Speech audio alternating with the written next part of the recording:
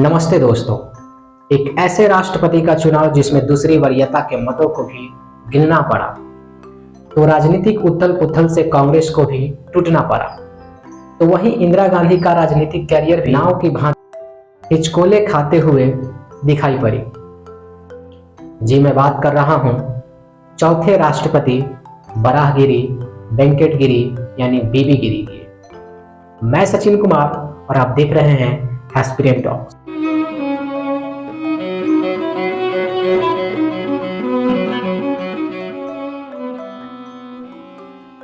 चलिए तो अब बीबी गिरी की धारा प्रवाह की जीवन को शुरुआती से जानते हैं। बीबी गिरी का जन्म 10 अगस्त 1894 को उड़ीसा के बहरामपुर में हुआ था। उनके पिता बीबी जोगैया पंतुल्लू पेशे से वकील थे और कांग्रेस से जुड़े हुए थे। उनके माता सुभद्रा एक राजनीतिक नेता थी और स्वतंत्रता आंदोलन में अपनी सक्रिय पहचान भी दिया था। और इस तरह से बीबी गिरी को राजनीतिक पाठशाला विरासत में घर से ही मिला था। अपनी शुरुआती पढ़ाई बहरामपुर बीएचयू और आंध्र विश्वविद्यालय से पूरा किया।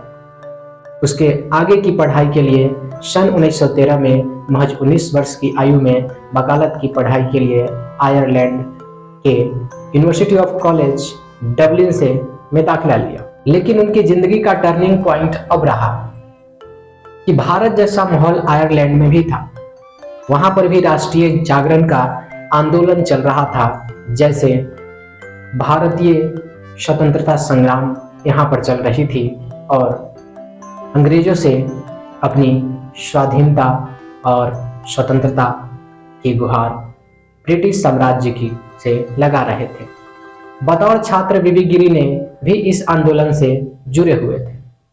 लेकिन सन 1916 में बरतानिया सरकार के खिलाफ डबलिन में बगावत हुई और आयरवासी ने जगह जगह पर आजादी का झंडा फहराया। लेकिन बाद में ब्रिटिश साम्राज्य ने सेना की मदद से इसे कुचल दिया।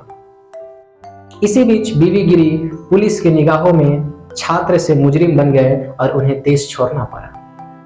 बीबी गिरी ने अपना पढ़ाई तो कंप्लीट नहीं कर पाए, लेकिन भारत की तरक्की के लिए कुछ चमत्कारी सोचे अपने जादुई दिमाग में बंद करके अवश्य लाए। जिसमें एक तो था भारतीय स्वतंत्रता आंदोलन से में विभिन्न क्षेत्रों में काम कर रहे मजदूरों को जोड़ना, तो दूसरा था कि भारत के विकास के लिए वैज्ञानिक चेतना को अपनाया जाए और औद्योगिक क्रांति के मार्ग को अनुसरण किया जाए। आयरलैंड से वापस लौटने के बाद अपने सपने को साकार करने के लिए तैयार हो गए और सन 1924 में All India Railwaymen's Federation की स्थापना में अहम भूमिका अदा की और अपना जीवन का एक दशक इसको समर्पित किया। तो वहीं 1926 में वह all India trade union Congress के अध्यक्ष पद पर आसीन हुए। इसके बाद गिरी जी ने अपना ध्यान राजनीति की ओर केंद्रित किया, जिसमें सन 1937 ईस्वी की लेजिस्लेटिव असेंबली का चुनाव मद्रास के राजा के खिलाफ बोवेली से लड़ा और आश्चर्यजनक तो तब हुआ जब 6,666 वोट से मात देकर इलेक्शन जीत लिया। कोई सोचा भी नहीं होगा कि राजा की उन्हीं के कॉन्स्टिट्यूएंसी हरा देगा, परंतु गिरी जी ने असंभव को संभव बना दिया और साथ लोगों ने इस बड़ी जीत को दीवारों पर 6,666 लिखकर जश्न मनाया। और जब राजगोपालाचारी के नेतृत्व में सरकार बनी तो वह लेबर मिनिस्टर का पद संभाला। और अब समय था द्वितीय विश्व युद्ध का। ब्रिटिश सरकार का रवैया देखकर कांग्रेस मंत्रिमंडल ने इस्तीफा दे दिया और एक बार फिर से गिरी जी ने ट्रेड यूनियन में सक्रिय हो गए। लेकिन कांग्रेस की रथ भी दो पहियों पर चल रही थी। एक पहिया नेहरू के थे तो दूसरा पहिया पटेल का समर्पित था। जब देश आजाद हुआ तो बीबी गिरी की श्रीलंका तत्कालीन नाम सिलोन, जो 1945 से 47 तक भारत का उच्च आयुक्त बनाकर वहां भेज दिया गया, जिसमें कई राजनीतिक आपसी मतभेदों से गिरी जी बचे रहे। जब 1952 में पहली लोकसभा चुनाव का ऐलान हुआ तो नेहरू जी ने के बुलाने पर वापस आकर तमिलनाडु के पत्तापट्टनम सीट से कांग्रेस के टिकट पर चुनाव में लड़े और विजय भी हुए और नेहरू के मंत्रिमंडल में लेबर मिनिस्टर का पदभार संभाला। लेकिन बीबी गिरी के राजनीतिक करियर में बुरा करवट लिया और उन्होंने अगस्त 1954 में अपने पद से इस्तीफा दे दिया, जिसका प्रमुख कारण यह था कि नेहरू कैबिनेट ने बैंकों के कर्मचारियों का वेतन घटा दिया, जिससे पूरे देश की बैंकों की हड़ताल हुई, जिससे देश लेबर मिनिस्टर के कर्मचारियों के साथ हमेशा से खड़े रहे। लेकिन उनका मानना था कि कोई सुलभ अप्रोच अपनाकर हल करना चाहिए, जिसे गिरी अप्रोच के नाम से भी जाना जाता है। लेकिन इसका प्रभाव नेहरू सरकार पर नहीं हुआ, जिससे वह इस्तीफा सौंप दिए। लेकिन दूसरी लोकसभा चुनाव सन 1957 में तमिलनाडु के पार्वतीपुरम सीट से कांग्रेस की टिकट पर चुनाव फिर से लड़े। आज के राजनीति में यह कल्पना करना संभव नहीं लगता है कि कोई मंत्री अपने मुख्यमंत्री या प्रधानमंत्री को इस्तीफा दे दे और अगली चुनाव में उसे टिकट मिले, लेकिन उस समय के कांग्रेस में ऐसा होता था। लेकिन चुनाव का परिणाम नकारात्मक आया, अर्थात बीबी गिरी चुनाव हार गए। फिर भी नेहरू ने उन्हें 1957 में अपने उत्तर प्रदेश का राज्यपाल बनाया और साथ ही केरल और अन्य राज्यों में भी उनको मौका दिया गया। यह राजनीति पर्यावरण उस समय की मैच्योर राजनीति, हम कह सकते हैं कि परिपक्व राजनीति का परिमाण स्वरूप प्रदर्शित है। और अब यह समय था सन 1967। श्रीमती इंदिरा गांधी ने बीबी गिरी का नाम उपराष्ट्रपति के पद के लिए प्रस्तावित किया और 13 मई 1967 से 3 मई 1969 तक तीसरे उपराष्ट्रपति के रूप में पद पर आसीन रहे। और अब वह समय आ गया था जिसकी बेसब्री से इंतजार था, साल 1969 की राष्ट्रपति का चुनाव। कांग्रेस ने अपना राष्ट्रपति पद के लिए नीलम संजीव रेड्डी को उम्मीदवार घोषित किया और कांग्रेस के नेता इसके लिए प्रचार प्रसार किया। इंदिरा गांधी भी रेड्डी की चुनाव रणनीति वाली मीटिंग में उपस्थित रहती थी, लेकिन मन में कुछ और ही खिचड़ी पक रही थी। तो वहीं विपक्ष स्वतंत्र पार्टी और जनता संघ ने आजाद भारत के पहले आरबीआई गवर्नर एवं नेहरू कैबिनेट के मंत्री रहे सीडी देशमुख को अपना उम्मीदवार घोषित किया। लेकिन ट्विस्ट तो अब आने वाला था। केंद्रीय कांग्रेस का एक समूह खुश नहीं था, क्योंकि अब तक यही प्रथा थी कि जो राष्ट्रपति होता था कांग्रेस अपना उम्मीदवार उसे ही नामांकन के लिए घोषित करती थी। लेकिन कामराज ने यह प्रथा तोड़ दी और ये लोग बीबी गिरी के पक्ष में थे। दरअसल ये लोग इंदिरा गांधी के पक्ष में थे और इसीलिए इंदिरा के कहने पर बीबी गिरी उपराष्ट्रपति के पद से इस्तीफा दे दिया। निर्दलीय राष्ट्रपति के पद के लिए नामांकन दाखिल किया, लेकिन सिंडिकेट को इसका समीकरण समझ में साफ आ रहा था कि बिना इंदिरा गांधी के समर्थन के बीबी गिरी ऐसा कदम नहीं उठा सकती। कांग्रेस ने अपनी नेता की जीत के लिए विपक्ष का दरवाजा खटखटाया और स्वतंत्र पार्टी एवं जनसंघ से अपील किया कि अपनी पहली वरीयता का वोट अपने नेता को दे, लेकिन दूसरी वरीयता का वोट नीलम संजीव रेड्डी को दे।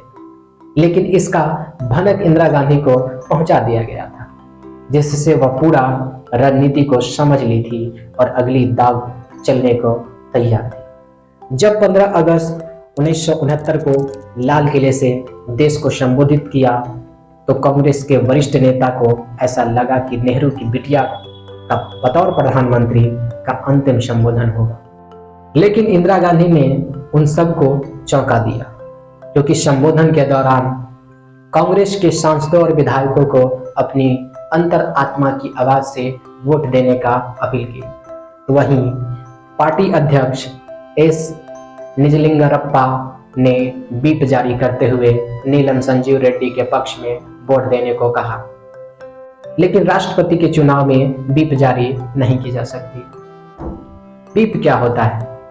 व्हिप पार्टी की संसदीय दल का वह आदेश है जिसके किसी विधेयक या किसी और से जुड़ी वोटिंग के दौरान अवहेलना करते हैं तो आपकी सदस्यता खो सकते हैं।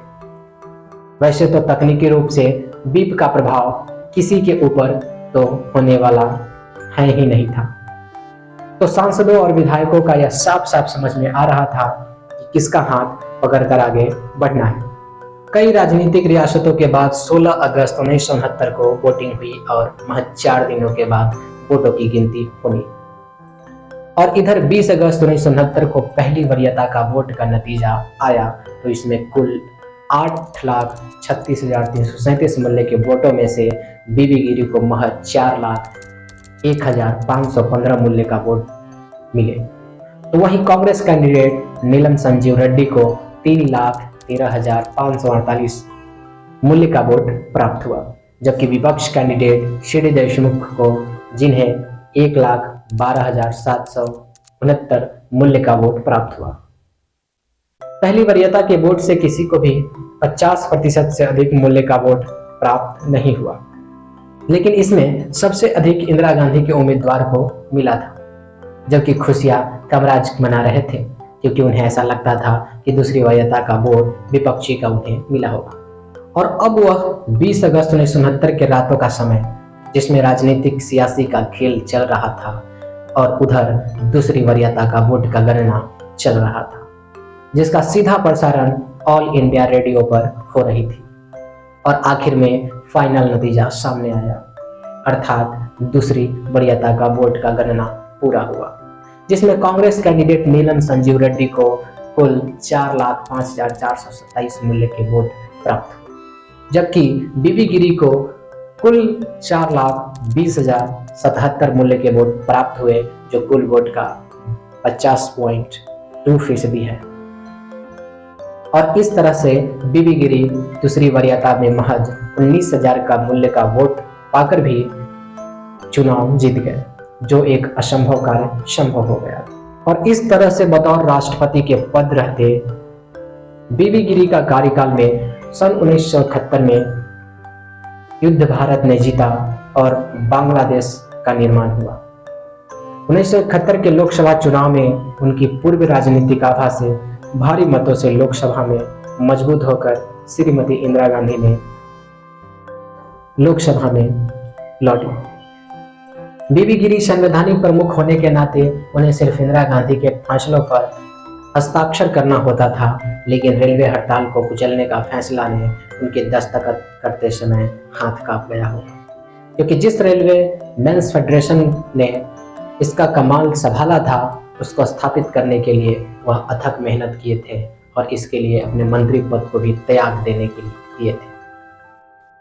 अगस्त 1974 को उनका कार्यकाल समाप्त हुआ और उन्हें ऐसा लगा कि इंदिरा गांधी ने उन्हें एक और मौका देकर उनका वफादारी का पुरस्कार अदा करेंगे, लेकिन फिर से त्रिकोणीय वोट समीकरण इंदिरा गांधी को याद आ गए, जिसमें ब्राह्मण दलितों के साथ मुसलमानों का होता है। जिस तरह से 1967 में जाकिर हुसैन का नाम की पैरवी की थी, उसी तरह इस बार फरुखुद्दीन अली अहमद का नाम सामने लेकर आया। और इस तरह से बीबी गिरी रिटायर होकर मद्रास चले गए। सन 1975 में उनके कार्य के लिए भारत सरकार द्वारा भारत रत्न से सम्मानित किया गया और अंततः 24 जून 1980 को अंतिम सांस ली। यह कहानी थी बीबी गिरी का। जय हिंद।